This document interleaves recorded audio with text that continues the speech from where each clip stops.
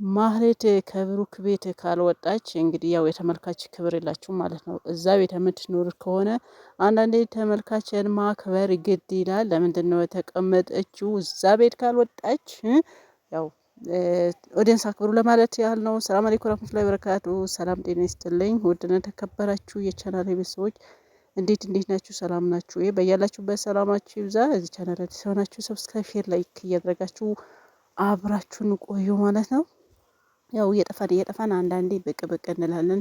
ቴክኒክ ሲስተካከል ያው በቴክኒክ ጉዳይ እኛም እየጠፋ ነው። እንደምትጠፋላችሁ የሚልም ያው በውስጥ ብዙ ጥያቄዎች እየመጡብን ነው። ኧረ አዎ እያስተናገድ ነው። ያው ቴክኒክ ጉዳይ የምታውቁ ታውቃላችሁ፣ የምታውቁ ደግሞ እንግዲህ በዚሁ ልንገራቸው ብዬ ነው። ያው አንዳንድ ነገሮች እንደዛ ነው። ስለዚህ እንዴት ናችሁ? ሰላም ናችሁ? እንዴት ተሰነበታችሁ? እንዴት ቆያችሁ? እኛም ደህና ነን። ያው ሀገር ኢትዮጵያ እንደዚህ እያያችሁ ቡታጅራ ቡቲ ጫፍጫፉ ነው፣ ከተማ ውስጥ ሳይሆን ይሄን ጫፍጫፉ ባጃጅ እያያችሁ ውሃም አለ ወይ እንደ ኢትዮጵያ እንደዚህ አይነት እንዳትለ እንዴ! በጣም ነው ያለውና ባጃጅም ሞልቷል፣ ውሃም ሞልቷል፣ አስፋልትም ሞልቷል። ቡቲ ቡታጅራ ከተማ ውስጥ አይደለም፣ ጫፍ መስመር ላይ ሆኜ ነው እንደዚህ የሆነ ነገር ጠብቄ ነበር። በዚሁ ለምን አላሳያችሁም ብዬ ይዘው እየቀረጽኩ ነበር ማለት ነው። ዋናው ከተማ ስገባ ደግሞ በሰፊው ቡታጅራ አስጎበኛችኋለሁ። ምን እንደሚመስል ያው ታውቁታላችሁ፣ የምታውቁ የማታውቁም ደግሞ ቡታጅራ ከተማ አሳያችኋለሁ። እንዴት ናችሁ? ደህና ናችሁ?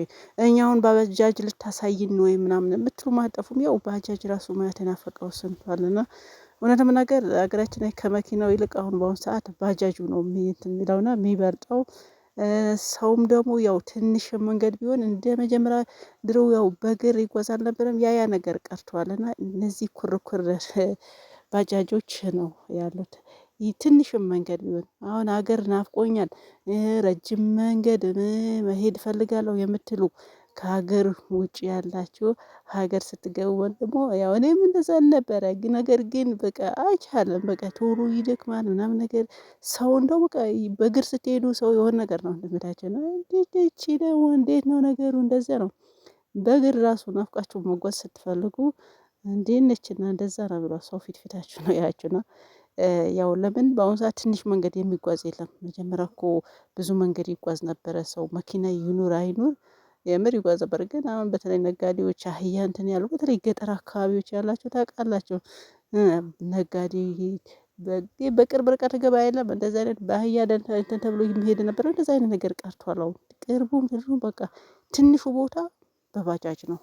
በቃ እንዳልኳችሁ ከመኪናዎቹ ባጃጆች ይበልጣሉና ሰው እንደዚህ በዚህ ኩርኩር አንዳንዱ መልክ እንደ ውጭ ሀገር ያው አንዳንድ ሰው የራሱ መኪና አለው አይደል?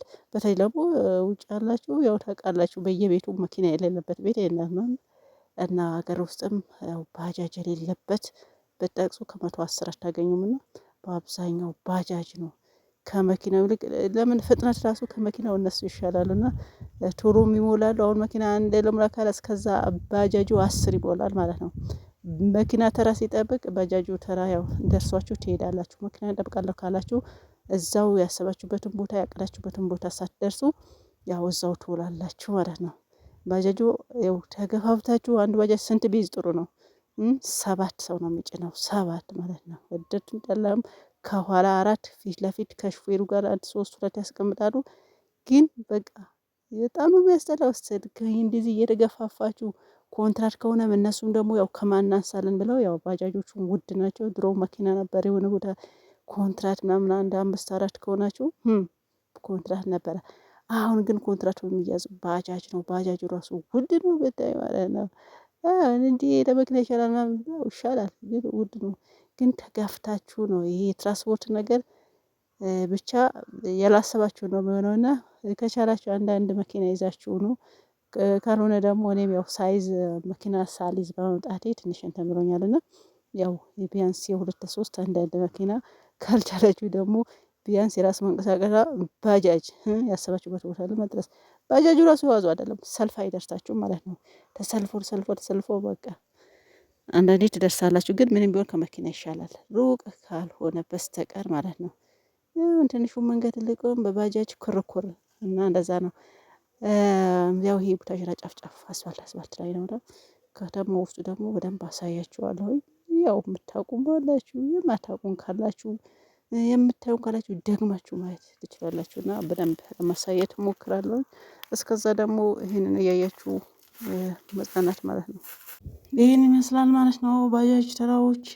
ሌላ ደግሞ ያው እንዳልኳችሁ መግቢያ ላይ ያው ምሳሌ ድራማ ሁላችሁ የምታዩት የምትከታተሉት ነው እና በጣም ተወዳጅነት ያለው በጣም ያው ኦዲየንስ ያላቸው ናቸው። ግን አንዳንዴ ያው ለምን እንደሆነ ባላውቅም ብዙ ድራማዎች መጨረሻ አካባቢ ሰውን የሚያስጠላ ኦዲየንስን ክብር የሌላቸው ነገር እንትን ያደርጉና አሁን ማህሌት ከብሩክ ቤተሰብ ምንድን ነው የሚፈጠረው?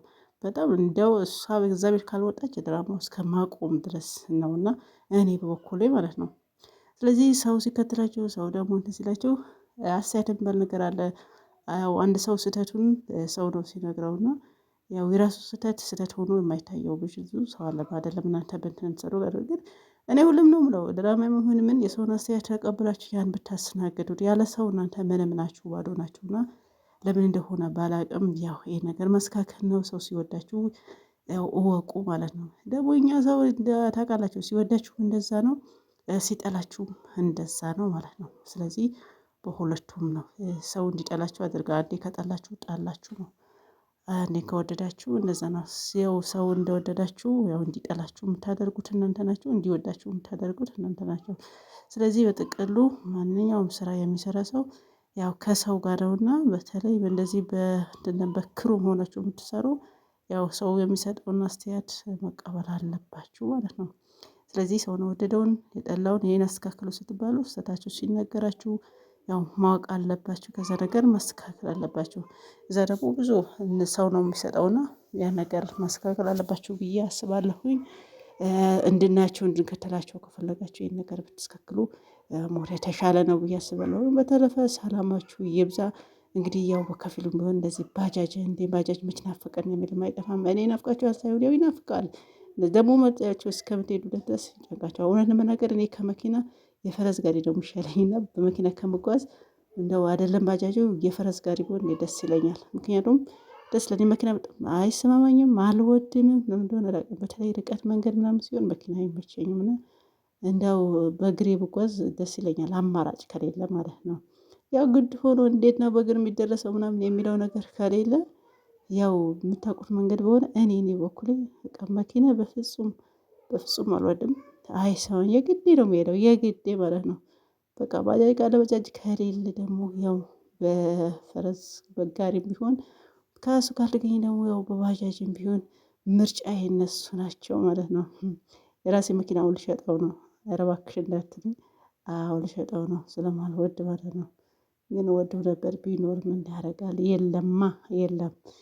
እና ያው ምሳሌዎች ኦዲየንስ እናንተን ተቀብላችሁ ይሄን ነገር ብታስተካክሉ የተሻለ ነው ብዬ አስባለሁኝ። በደንብ እየሄዳችሁ ነው፣ ሪከርድ እየሰበራችሁ ነው፣ ሰውን እየተከተላችሁ ነው።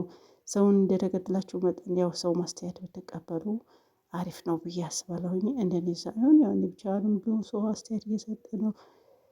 ይሄ ነው የምላችሁ። ስለዚህ ያው ይሄን ያስባልት እያያችሁን ቪዲዮን ላይክ እያደረጋችሁ አዲስ ሆናችሁ ደግሞ ሰብስክራይብ አድርጉ እንጂ ያው አይከፈልበትም። በቅንነት ላይክ ማድርጉኝ ሼር ማድርጉኝ ደስ ይለኛል። ሌላ ደስ ላይለሽ ነው ወይም ምንም አይጠፋም። ያው በጣም ነው ደስ የሚለኝ። እንግዲህ እየጠፋሁ ነው። ያው ታውቃላችሁ አንዳንዴ ኔትወርክ አይለውንም በጣም አስቸጋሪ ነውና ሀገር ላይ ለዛ ነው። ከቴክኒክ ያው ቴክኒክ አንዱ እሱ ነው ማለት ነው። እሱም ስለሚያካትት ለማለት ያህል ነው። በተረፈ እናመሰግናለን ማየታችሁ ቀጥሉ ማለት ነው። እናመሰግናለን። ሰላማችሁ ይብዛ። ባይ ባይ